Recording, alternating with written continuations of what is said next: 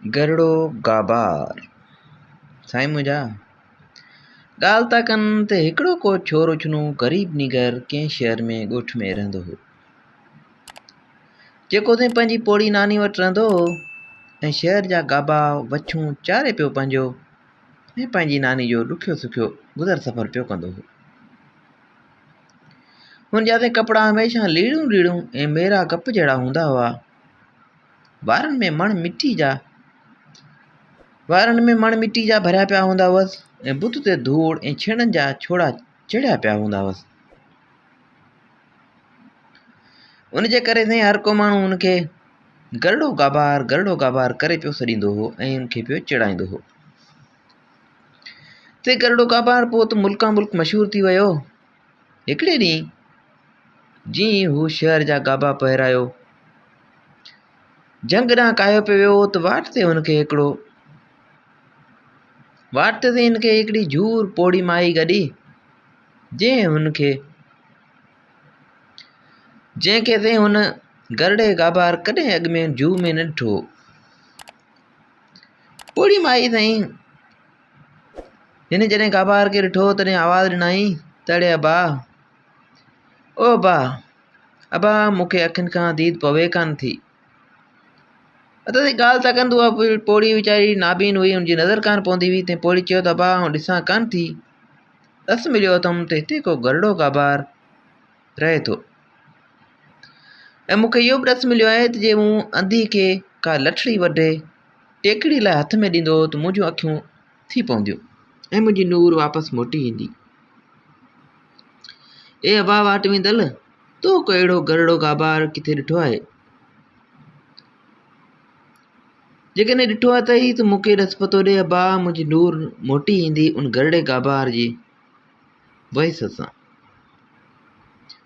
ते मुंहिंजा गरड़ो गाबार जो पोड़ी जी हीअ ॻाल्हि ॿुधी सो माचड़ी करे गाबनि खे हकलण वारी पंहिंजी लठ खणी हुनखे हथ में ॾिनई। गरड़े गाबार ॾिठो जेकॾहिं इहा मुंहिंजे करे आई आहे त आउं इहा लठ खणी हथ में ॾियांसि थो। से मुंहिंजे ख़ुदा जी अहिड़ी कुदरत थी जो हिते पोड़ी खे बि ढव पवण लॻो। पोड़ी जी साईं नज़र मोटी आई ऐं हू अहिड़ी त ख़ुशि थी जो गरड़ गाबार खे हथ खां झले चयईं त अबा मूंखे मुंहिंजी नानी ॿुधायो हो जंहिं मूंखां बि पोड़ी हुई। हुन मूंखे ॿुधायो हो त हिकिड़ो गरड़ो गाबार आहे जेको हिन मुल्क जी शहज़ादी सां शादी कंदो ऐं वॾो राज भाग माणींदो। सोड़े अबा उहो गरड़ो गाबार तॾहिं तूं आई। साईं मुंहिंजा ईअं चई पोइ उहा पोड़ी माई पोइ लठड़ी टेकींदे पंहिंजो मुंहुं वठी पंहिंजो रस्तो झले थी रवानी। गरड़ो गाबार बि साईं घणी देरि ताईं बीह हुन पोड़ी खे निहारींदो रहियो ऐं परे परे ताईं निहारींदे आख़िर पुठी वाराए डुड़ंदे वञी पंहिंजनि गाबनि खे रसियो ऐं पोड़ी खां जेको ॿुधो हुअईं तंहिंखे सॼो ॾींहुं ऐं पोइ हर वक़्तु हमेशह उथंदे वेंदे दिलि में पियो वरजाईंदो हो। साईं गरड़े गाबार जा बि गाबा बि ॾिसो त हाणे किथे बीह हिकु हंधि चरण न पिया, जीअं पोइ तीअं सिधो अॻिते मुंहुं करे आख़िर हलंदे गरड़े गाबार जा गाबा अची हिकिड़े साफ़ ऐं सुठे ऐं शीशे जहिड़े अछे शफ़ाफ़ पाणी जे तलाउ ते पहुता। पोइ ताईं हुन छा कयो जो जेसीं गाबा पाणी पी अॻिते वधनि तेसीं वाह में वेंझी सेंझी फूल थी वरी अची गाबनि जे अॻियां बीह रहियो। गाबनि जे अॻियां साईं अची बीह रहियो ऐं गाबा वरी साईं उथी अॻिते हलिया ऐं हलंदे खेसि हिकिड़ी चांदी जे तलाउ ते आणे कढियाऊंसि ऐं पोइ हुन गरड़े गाबार उन तलाउ में बि घिड़ी पियो ऐं तड़ कयईं। हिते साईं संदसि मुंहुं हेकारी बहकण लॻो ऐं वरी हू अॻिते हलणु लॻो। से वरी गाबनि खे जो हकलियईं त गाबनि हली हुनखे हिकिड़े सोनी तलाउ ते आणे बीहारियो। पोइ त साईं हुन गरड़े गाबार उनमें बि घिड़ी तड़ कयो त सभु वार सोना थी पिया ऐं पोइ छा कयईं जो साॻियां पंहिंजा उहे लेड़ू थियल साॻियां पंहिंजा उहे लीड़ू थियल ऐं गप जहिड़ा मेरा कपिड़ा ढके गाबनि खे हकले घर जे ॿाहिरां मिटी में पातुली खोड़े अची वेही रहियो। होॾां ताईं मुंहिंजा गरड़े काबार जी नानी जा हुन लाइ सॼो ॾींहुं दर में अखियूं वेझो वेठी हुई। तंहिं जो ॾिठो त हू अञा न आयो आहे। सा हुनजी ॻोल्हा में नेठि ॿाहिरि निकिती। ते हुनजी नानी जो ॿाहिरि निकिती। हुनजी मां नानी जो ॿाहिरि निकिती त नेठि ॾिसे त गरड़ो काबार दर ते मिटी में लिथो वेठो आहे। तोखे ॾाढा दड़का ॾिनई ऐं चयईं, तूं हिते वेठो आहीं ऐं काबा बि मालिकनि खे पहुता इलाज न। हिते मिटी में छा विञायो अथई जो अंधनि वांगुरु वेठो उनखे अजायो फुलारी। गरड़े खिली चयसि, नानी ओ नानी छा कयां, मुंहिंजी अखियुनि सां अलाए कहिड़ो तरकट थी वियो आहे। जो पूरो घर बि सूंह बि नथो थियां। ही ॿुधी वीचारी पोड़ी खां रड़ निकिरी वई ऐं रोंदे रोंदे खेसि हथ खां झले घर वठी आई। जॾहिं सुबुह थियो त नानी माण्हुनि जी घरनि मां गाबा छुड़ाए चाढ़ण लाइ आणे खेसि ॾिना ऐं हू गाबनि खे हकले उन्हनि जे पुठियां पुठियां हलियो। पोइ त हू ईअं हर रोज़ चुपचाप गाबा पियो चाढ़ींदो हो। हिकिड़े ॾींहुं जीअं हू गाबा वठियो शहर जे कंहिं घिटी मां पे लंघियो त हुनखे शाही महिलाज जी दरी खां हिकिड़ी चंड जहिड़ी हसीन शहज़ादी वेठल ॾिसण में आई। ऐं ॾिसण सां ई हू शहज़ादी ते मस्तु थी पियो ऐं दिलि में ख़्यालु कयईं त कीअं बि करे हिन शहज़ादी सां शादी कंदुसि। जॾहिं साईं ॿियो ॾींहुं थियो तॾहिं गरड़े गाबा नानी खे चयो त नानी मूंखे का लस मिलियो आहे त जे शहज़ादी जे वारनि जी फणी अखियुनि ते घुमाईंदे त तुंहिंजूं अखियूं अॻे खां अॻिरियूं थी पवंदियूं। तंहिं करे तूं वञी शहज़ादी खां मूंखे फणी आणे ॾे। नानी चयसि त बा तूं गरड़ो ग़रीब, तो लाइ शहज़ादी पंहिंजी फणी कीअं ॾींदी। पर लाचार हुनजी मितनि ते वीचारी पोड़ी उथी शहज़ादी ॾांहुं रवानी थी ऐं ॾाढियूं वञी हुनखे आदियूं न्यादियूं कयाईं ऐं मिनतूं कयाईं। नानी पोड़ी जे घणनि मिनतनि ऐं आदियुनि न्यादियुनि ते नेठि शहज़ादी लाचार हुन पोड़ी ते रहम आणे हुनखे हिकु बेकार फणी ॾियण जो हुकुम कयो। जा साईं राणी जी बानी आणे खेसि ॾिनी ऐं त पोइ नानी उहा साईं फणी खणी अची पंहिंजे ॾोटे गरड़े खे ॾिनी।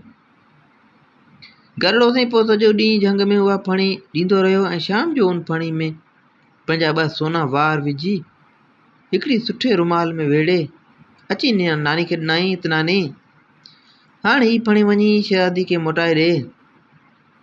नानी चयसि त अबा शहज़ादी हाणे असांखां ही फणी मोटाए कीअं वठंदी। गरड़े काबर चयसि त नानी तूं खेसि वञी चओ त असांखे ॾस मिलियो आहे त शहज़ादी फणी वापसि न वठंदी त अखियूं छुटण बदिरां ॿिन्ही अंधियूं थी पवंदियूं। ख़्यालु कजे मतां उहा कंहिं ॿिए खे ॾी फणी असुल शहज़ादी जे हथ में ॾिजे। आख़िर साईं गरड़े काबार जी नानी फणी खणी वञी शहज़ादी खे ॾिनी। जंहिं चयसि त आऊं का सुञी आहियां छा जो उहा फणी तोखां वापसि वठां। पोइ गरड़े काबार वरी सॼी ॻाल्हि करे ॿुधायसि।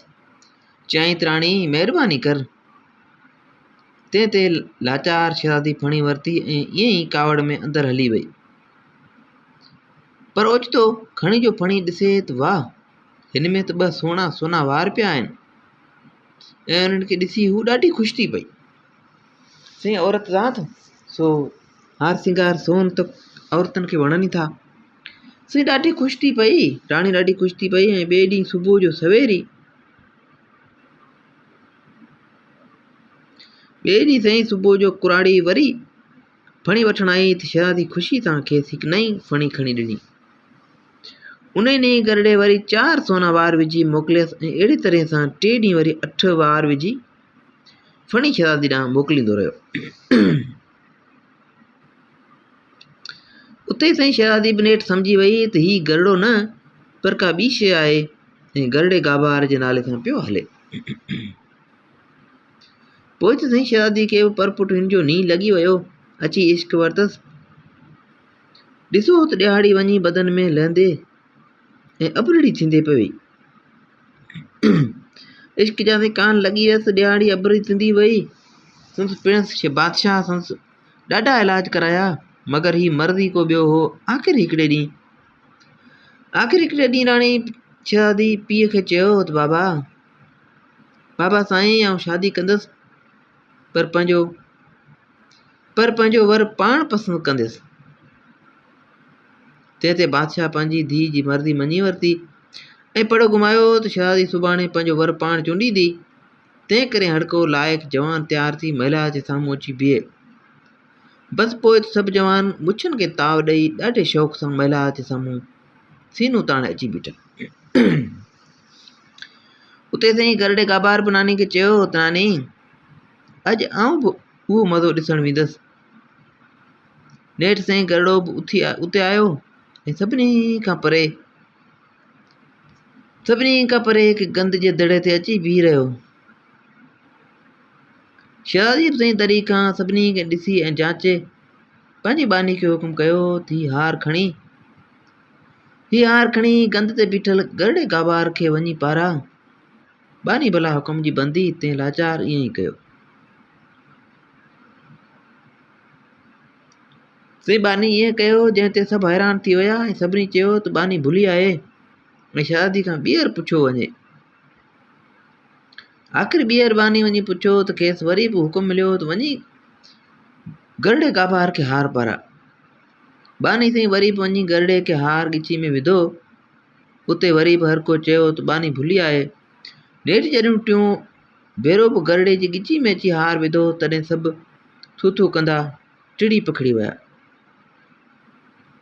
से वॾी ॻाल्हि इहा त बादशाह खे बि ॾाढा खार लॻा। बादशाह ॿी का वाह न ॾिसी लाचार हिननि जी शादी कराई पर हुकुम कयईं त हिन खे नए घोड़े जे कड़ में छॾियो। नई घोड़े जे कड़ में छॾियो त भले उते रहनि। पोइ गरड़ो ऐं शहज़ादी लाचार उते घोड़नि जे कड़ में रहण लॻा। शहज़ादी उते ॾाढी तंग थी ऐं नेठि गरड़े गाबार खे चयईं त तूं गरड़ो त न आहीं। आख़िर केतिरा ॾींहं हिते हिन कड़ में पिया किना थींदासीं। हाणे पंहिंजे असली रूप में अच त हयाती जा ॾींहं हली कंहिं किथे सुख सांत जा गुज़ारियूं। पोइ त साईं गरड़े गाबार शहज़ादी चवण ते वठी जो उहो पंहिंजो लेड़ूं थियल ऐं गप जहिड़ो मेड़ो लिबास लाथो ते हिकिड़ो सिज जहिड़ो सुहिणो शहज़ादो थी पियो। शहज़ादी हुनखे असली सूरत में जो हीअं ॾिठो सो निहाल थी वई ऐं पोइ बादशाह खे अमीरनि वज़ीरनि समेत घुराए संदसि पंहिंजो सोननि वारनि वारो सुहिणो वर ॾेखारियईं। उहो साईं सभु हैरान थी विया ऐं जॾहिं खेनि ख़बर पई त हीउ अहिड़ो भाग वारो ऐं सुहिणो शहज़ादो आहे तॾहिं ॾाढा ख़ुशि थिया। वरी साईं नए सिर संदन धाम धूम सां शादी कराए आणे शाही महिलात में खेनि रहायऊं। गरड़े गाबार जी साईं पोड़ी नानी त तंहिं ॾींहुं नचण सां हायूं करे छॾियूं ऐं आउं बि उन ॾींहुं उते हुअसि जेको टकनि जा थाल घोरे सरगस में पियो उछलायूं। तिन मां हिकिड़ो टको मूं बि लधो हो जेको हाणे हिन गंजड़े फद्दू खे ॾिनमि पर उहो हुन खपाए छॾियो। साईं मुंहिंजा हीअ हुई अॼु जी कहाणी। तो उमेदु आहे त गरड़े गाबार जी कहाणी तव्हांखे पसंदि आई हूंदी। इनकी सम्झो वधीक कहाणी के साथ ॿुधण जे लाइ असांजे यूट्यूब चैनल खे सब्सक्राइब कंदा ऐं फेसबुक पेज खे फॉलो कंदा। तव्हां में यादि रखिजो। अल्लाह हाफ़िज़।